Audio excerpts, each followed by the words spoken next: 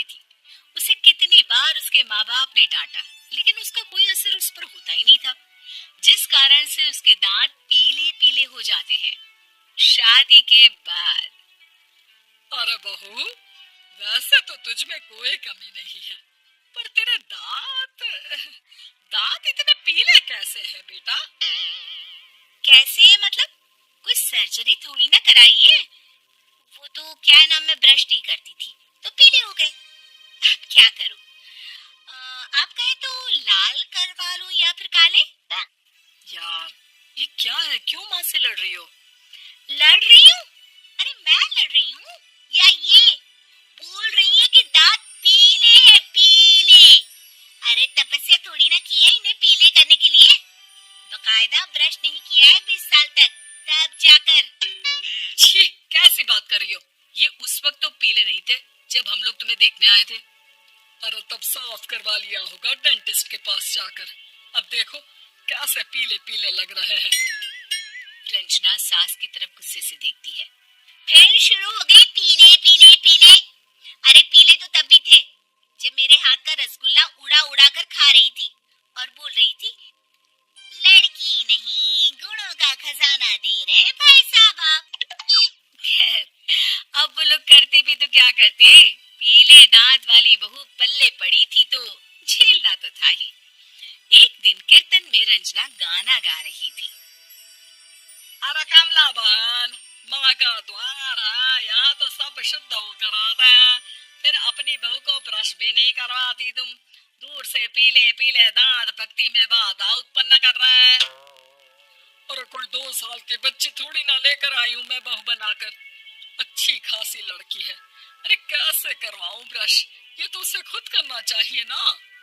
अब माँ बाप तो इसके जैसे तैसे निपटा दिए, ये नहीं सोचा कि सास कैसे संभालेगी। सास बहू को लेकर घर आ जाती है, लेकिन सोच लेती है कि अब इसे लेकर कहीं नहीं जाएगी। अगले रोज बहू कहती है, अरे क्या हो गया, मंदिर नहीं जाना क्या? कीर्तन का वक्त हो रहा है। मेरी मधुर वाणी से कान्हा जी जागते हैं और सोते हैं। आप तो जानती है ना उनकी भक्ति में कितना मन लगता है मेरा। वो क्या है ना, तबीयत ठीक नहीं लग रही है मेरी, आराम करूंगी मैं। तबीयत ठीक नहीं लग रही? अभी तो मिथुन के गाने पर नाच रही थी आप, और अब बोल रही है कि तबीयत ठीक नहीं लग रही। अरे भक्ति में मन लगा लो सासू माँ, ऊपर जाना है, क्या मुंह दिखाओगी आप? हाँ? सास को बहू की बात पर गुस्सा आ जाता है। मैं क्या मुंह दिखाऊंगी, इसकी चिंता तो ना कर, समझी? अपने मुंह की चिंता कर, जो ये पीले पीले दांत लेकर हर जगह पहुंच जाती है। पता है लोग कितना मजाक बनाते हैं। ना जी ना, मैं नहीं जाना कहीं तेरे साथ। तो ये बात है। कोई ना, मत जाओ, मैं अपने कमरे में ही बैठकर भक्ति कर लूंगी। ऊपर वाला दांत थोड़ी ना देखता है, मन देखता है, भावना देखता है। और अरे बस बस, तू सब कुछ दिखा, बस ये सफेद चमकदार दांत ना दिखाना किसी को, है? जा यहाँ से। बहू को सास की बात का कोई फर्क नहीं पड़ता। वो तो जैसी थी वैसी ही रह जाती है। सुबह नहाकर किचन में खाना बनाना, फिर खाना खाना, कीर्तन भजन करना और सो जाना। एक दिन, माँ जी मैं सहेली के घर जा रही हूँ, शाम को लेट आऊंगी। हाँ हाँ, तो जाना, मैंने कौन सा तेरी आरती करनी है घर पर बैठकर। रंजना सहेली के घर जाती है, जहाँ वो पार्टी में जाने की तैयारी कर रही होती है। अरे शिखा, कहाँ जाने की तैयारी कर रही है? मैं गलत वक्त पर आ गई क्या? अरे नहीं यार, उल्टा सही वक्त पर आई है।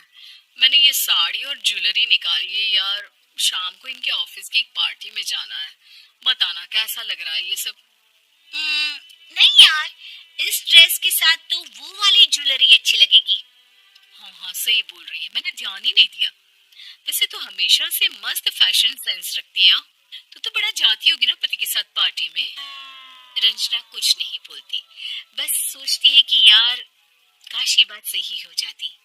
पर मैं क्यों नहीं जाती पार्टी में? क्या इन लोगों की कोई पार्टी होती नहीं होगी? रंजना घर आती है और रात में पति से सवाल करती है, एक बात बताइए, आप मुझे किसी पार्टी में क्यों नहीं ले जाते? क्या आपके यहाँ ऑफिस में पार्टी नहीं होती? पति बेचारा क्या कहता कि दांत पीले हैं तुम्हारे इसलिए। अरे कोई पार्टी होती नहीं नहीं हम लोगों के ऑफिस में, तो कहाँ से लेकर जाऊं? और मार्केट मॉल कहीं वीकेंड घूमना कहीं तो। अरे यार, सारे हफ्ते में एक छुट्टी मिलती है, तो सोचता हूँ कि आराम ही कर लूं। क्यों? रंजना मन मार के रह जाती है। पहले कभी सास के साथ मंदिर जाया करती थी, लेकिन वो भी सास ने ले जाना बंद कर दिया। घर बैठी बैठी रंजना बोर हो जाती है। तभी उसे आइडिया आता है और वो मायके जाने का सोचती है। सासू माँ, 2 दिनों के लिए मम्मी के घर जा रही हूँ। अच्छा अच्छा, ठीक है, आराम से जा। और हाँ, माँ से कुछ अच्छी आदत सीख कर आना कि कैसे शरीर के हर भाग की तरह दांतों की सफाई भी जरूरी होती है, समझी? शुरू हो गई ना आप। वो लोग आपकी तरह नहीं है कि छोटी छोटी बात का बतंगड़ बना दे। उन लोगों के लिए मैं मायने रखती हूँ, ना कि मेरे पीले पीले दांत। रंजना माँ को बिना बताए उन लोगों को सरप्राइज देती है, लेकिन जैसे ही वो दरवाजे पर पहुंचती है, अंदर देखती है कि घर वाले कहीं जा रहे होते हैं। अब माँ, काश रंजना दीदी के दांतों वाली प्रॉब्लम नहीं होती, तो वो भी हम लोगों के साथ चलती ना बुआ जी की बेटी की शादी में। हाँ बेटा, लेकिन अब उसे कौन समझाए कि उसको उसके पीले दांत नहीं दिखते, लेकिन उसके आसपास के लोगों को कितना एम्बैरेसिंग फील कराते हैं। मुझे तो कितनी बार उसके स्कूल की टीचर ने शिकायत की कि उसके साथ कोई लड़की बैठना भी नहीं चाहती, और ना ही कॉलेज में कोई उससे बात करना चाहता था। लेकिन पता नहीं क्यों उसे ये बात समझ में ही नहीं आती। कोई कमी नहीं है उस लड़की में, बस यही कि दांत पीले हैं। वो तो भला हो जीजा जी और उनकी माँ का, जो दीदी को जैसी है वैसे ही रखा हुआ है। रंजना को अपने घर वालों की बात सुनकर बहुत दुख होता है। वो सोचती है कि वो क्या करे, लेकिन फिर वो सीधा डेंटिस्ट के पास जाती है, अपने दांत चमकाती है और कसम खाती है कि वो रोज ब्रश करेगी। अरे क्या हो गया? तुम तो 2 दिनों के लिए गई थी ना। पर कोई ना, अच्छा है, चलो आ गई तो।